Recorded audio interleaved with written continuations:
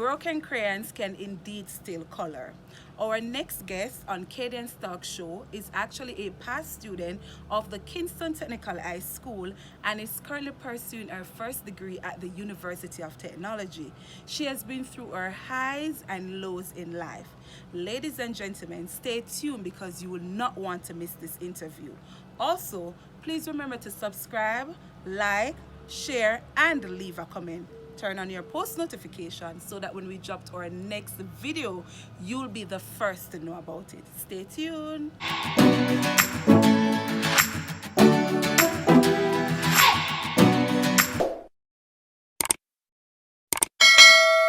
Today's guest, as promised, is no other than Davisha.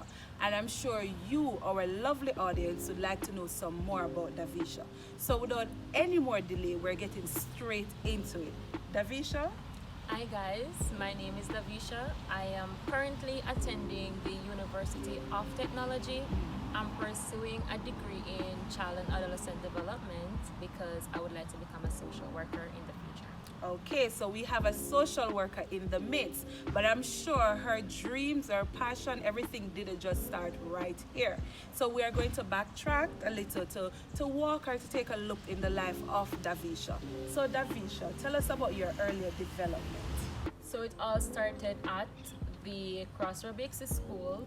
Then I moved on to Dalby Primary. I also attend other primary schools, but in my final year, I moved back to the Dalby Primary School to continue my studies. I did GSAT there.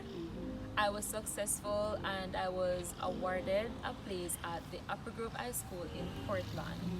I started at grade 7 up until grade 10, and I had to migrate to come to Kingston, and that's when I started attending the Kingston Technical High School. Okay. Alright, so what had happened that causes you to relocate to Kingston? Alright, so my mom passed off when I was in 9th grade. I was living with my foster mother for a while, but then she had to migrate to overseas, so she sent me to live with my uncle, and my sister took me from there, and that's when I started going to Kingston Technical High School. Okay, and could you share what was that period of your life? How did you feel? What were some of the emotions you were going through? Alright, so it wasn't so bad at first, but living with my sister, there was a lot of difficulties there that caused me to have to move from our home, and I was placed in a government facility, and that's when it started to become a little stressful for me. So after the passing of your mom, you were living in foster care with someone, and so at that time you were not in a government facility, you were just staying with someone. Yes. Okay, and then you had to migrate to Kingston because your foster mother actually migrated overseas. All right, so, and you have also shared that part of your life, part of your life, living in Kingston with your sister, and then situations happened, you had to be placed in a government facility, which becomes very stressful for you. But then also something else also happened while you were in grade 10. Yes, I got pregnant in grade 10. However, I did not decide to stop coming to school or anything, so I was coming. I think they knew that I was pregnant, but they could not get the truth from me, so I was always wearing a sweater to school because I was trying to hide my pregnancy, because I wasn't going to let my pregnancy stop me from coming to school to get what I want, because we do make mistakes, we are young, but we have to know that we can't just let our mistakes stop us from achieving what we want. So I just kept pushing. Yeah. Alright, so you got pregnant.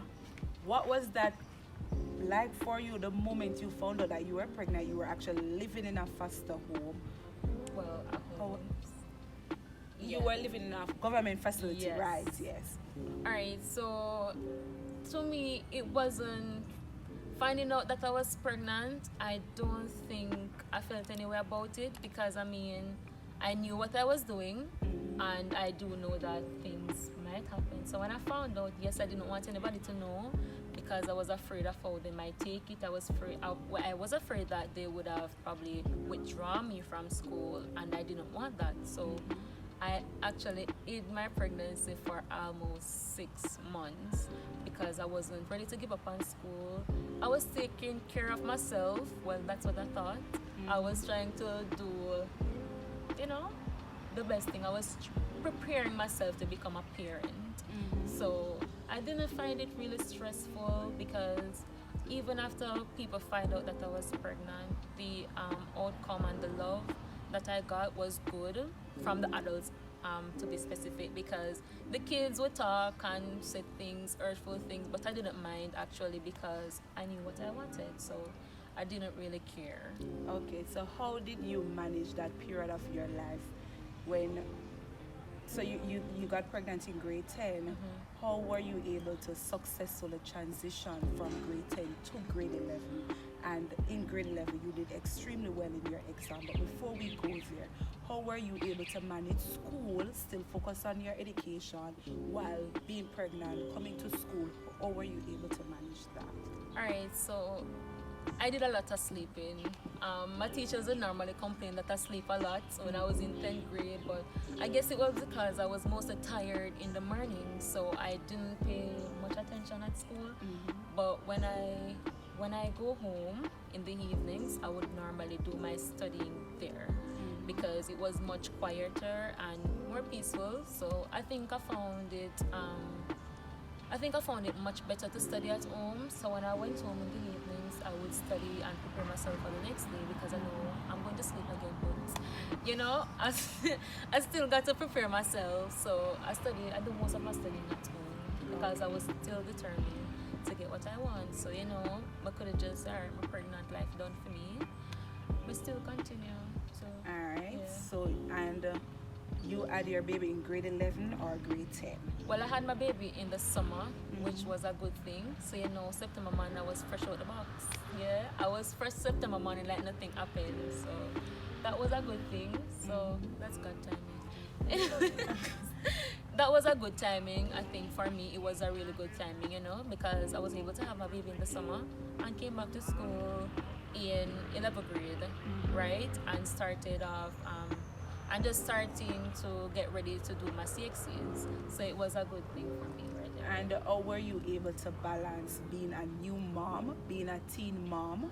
And by this time, were you still living in the government facility or you were out of the government facility? Alright, so I was out of the government facility by this because my sister found out that I was pregnant and she decided to take me back home with her. So I was living there while I was in 11th grade. But being a teen mom was not easy because my sister had to work. She had her own kids and it wasn't so easy for me because then there was some things keeping in my community and I had to like get up as early as possible, trying to take my son to school, to daycare, and trying to get myself to school. So you know, I have to get him ready in the mornings, look after something for him to eat, and it was just a lot. I think at those days would probably be the saddest part of it. And then when I came home in the nights, I wouldn't get much rest. I wouldn't get much time to study because he was always crying. And I think that was difficult because I didn't have any help at that point. It was just me and it was just him. So you know, I had to be doing all those stuff by myself. So it was really difficult for me.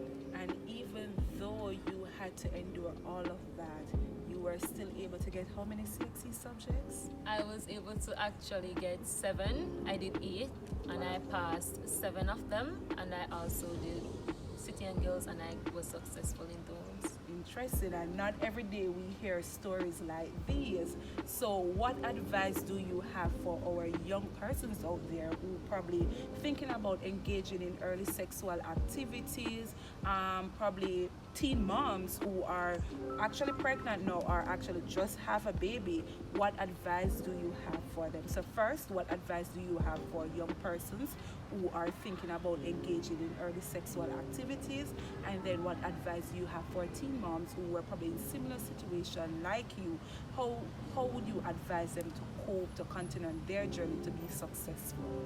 Alright, so what advice I have to those who would like to get engaged in sexual activities? The first thing for me is if you haven't started as yet, do not start. Like the longer you wait, it will be better for you. But if you already start, go on something like use contraceptives because at the end of the day, not many person have a mindset to be determined and to go after what they want. Like sometimes things happen to some people and they're like, all right, I eat this, I give up. But once you have that mindset, determination is the key, I tell you, because if I wasn't determined, I could have given up. I wouldn't continue to pursue and go after what I want. So I would like to just let any teen mom out there right now, I would just like them to know that don't give up because a baby is not the end of the world. I know a lot of other persons who got pregnant in high school and they're successful right now, including myself. So I don't think you guys should give up. Just push forward, be determined. Do not pay attention to the crowd because people will always say things negative or whatever. People just always have a say in everything. So I guess you just have to believe in yourself even if no one else believes in you. And just push forward and don't care about what people have to say. Like just do you. Go after what you want. Like before you had the baby, you have a dream, right? So don't because you have the baby now you have to sorry. The dream is over for me. No, you have your baby, you get back on your feet, and you go out there. When people see you trying, they will help you try. I tell you the truth. Wow, very lovely story. And now you are actually, as you stated, in your second year at the University of Technology. Did you see this coming? And how are you now being able to manage university life?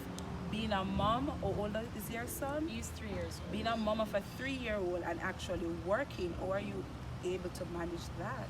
Alright, so it's not easy. It's really not easy, but I tell myself I'm a very strong person. Once I put my mind to something, I will overcome it. And I think I just got to set a schedule for myself, like make a balanced schedule every day. I know that, alright. So first thing first, I'll have to get up, get him ready for school.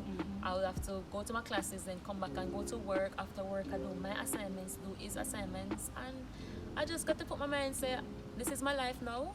This is what's happening. So I just got to work with it, and I just have to find a way out to work with it. So that's it, basically. And you're adjusting well, so you have like 2 more years left, right? Yes. And you're looking forward to that? Yes, I am. I definitely am looking forward to those 2 years that I have left and even a greater future afterwards. Okay, very good. And just to backtrack a little, did you have like a support system or persons you could rely on throughout this period of your life? Because I know a lot of teen moms, they sometimes do not have any support system. Yes, and that's a very good thing to see. When going through phases of your life like this, one of the greatest thing you could really have is a support system. You know, when someone is there for you, when you know that someone is there to help you, it motivates you to continue. And I think I did have support system. I did eventually get someone who was there for me. I'm currently living with her now, and this lady right here, she was also there for me because there was a lot of time when I feel like crying and feel like giving up, and she was always there to say a word of encouragement. And she said, Davisha, it cannot be like this. Let me tell you how to go about this. Or, you know, so she was there for me, and my foster mother, my second foster mother, she's also there for me right now, and she's helping me and she's helping my son. And I think that's a very good thing because without her, maybe I would have been somewhere else. I would probably still be struggling and all of that. So support system is really good. And I think this is just an advice like to parents. If you have your child and things happen out of the way, they, she might become pregnant or anything, I think you should be there for them. Like support them, show them that you care, not because they made a mistake, because everyone do make mistakes and our mistakes do help to bring out our future. So things have to happen sometimes for you to learn. Yeah. So I think, yeah, support system is good. So support your kids, help them to move forward. All right, Davisha, so thank you so much to take the opportunity to come and to, use your story as a form of motivation for other young persons who are going through something similar. And indeed, broken crayons can still color. True. Regardless of what you're going through in life, regardless of what your situation is, you have heard it from her. Determination is the key. And once you're determined, you will never give up. Stay Yes. tuned for our next guest on Kaydian's Talk Show. Thank Bye, you. guys. Bye bye.